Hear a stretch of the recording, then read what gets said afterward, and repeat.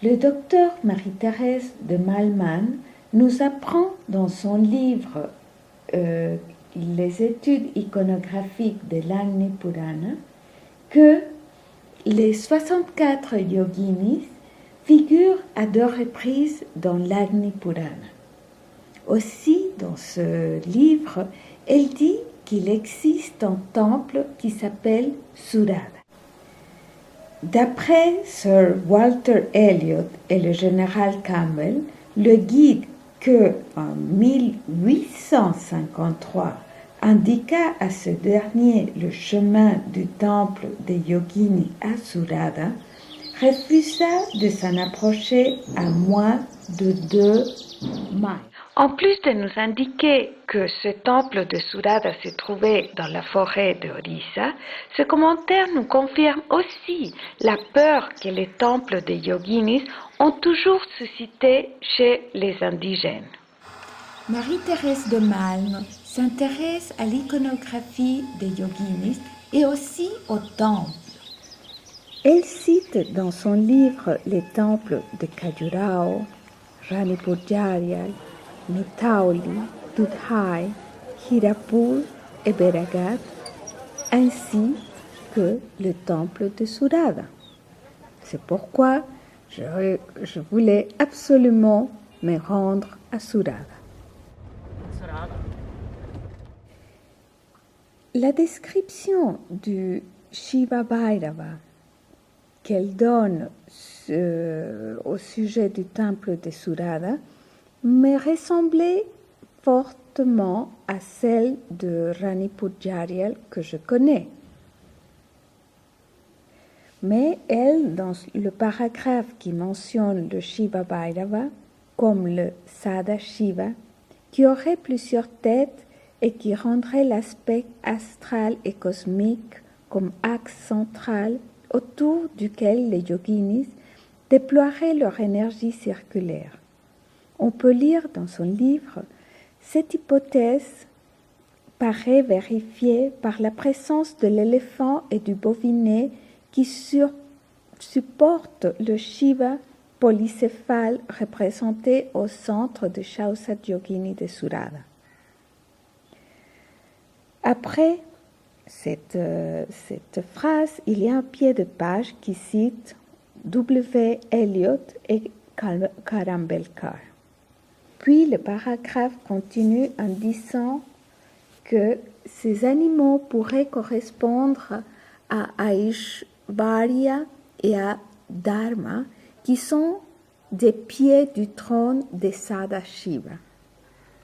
Maintenant, il y a un autre pied de page qui dit « Toutes les descriptions sont pas claires et, en absence de photographie, il n'est pas possible de déterminer s'il s'agit de Aishvarya et Dharma ou simplement de Ganesh et Nandi. » Elle continue en disant que le Bhairava de l'Agni Purana est assimilé au soleil et identique au Suda Shiva, divinité suprême. Tout ce qui est écrit dans ce livre et de tout ce que je peux lire autour du sujet de yoginis, je vois que Kunigan et Karambelkar citent 5 temples de yoginis, Coimbatore, Khajuraho, Surada, Ranipurjayal, Beragat.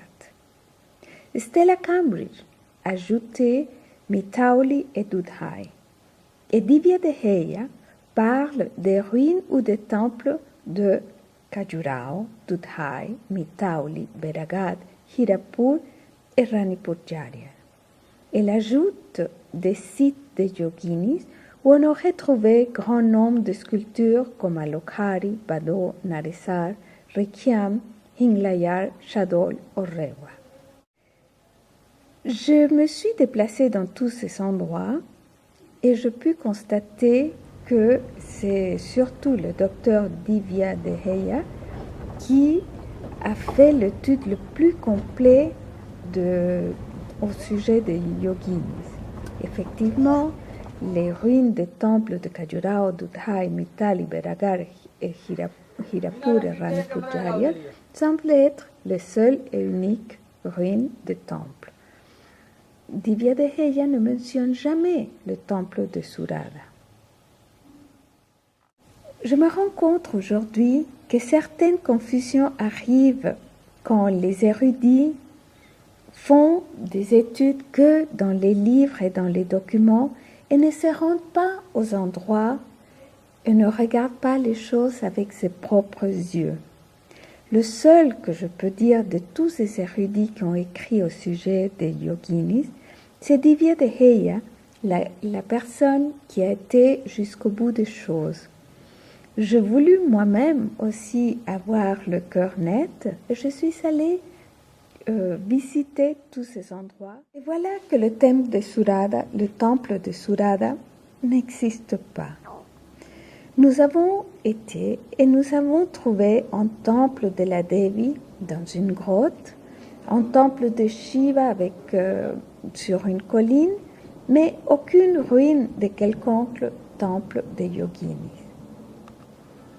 Il est vrai que la région de Surada est vallonnée et entourée de forêts, Hill Tracts of Orissa, comme il est écrit dans le Indian Antiquary 7, écrit en 1878. Mais probablement Surada et son temple dans la grotte a été confondu avec le temple de Rani Purjariya. Ce dernier n'est pas entouré de forêts ni de collines, bien qu'il se trouve sur un rocher, mais dans un terrain plutôt plat. Découvrir par soi-même est la meilleure des aventures.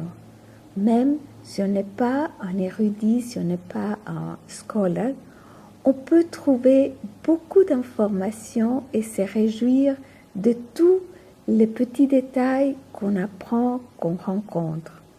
Et de plus, peut-être nous découvrirons au passage certains mystères, mais qui se trouvent au cœur de nous-mêmes.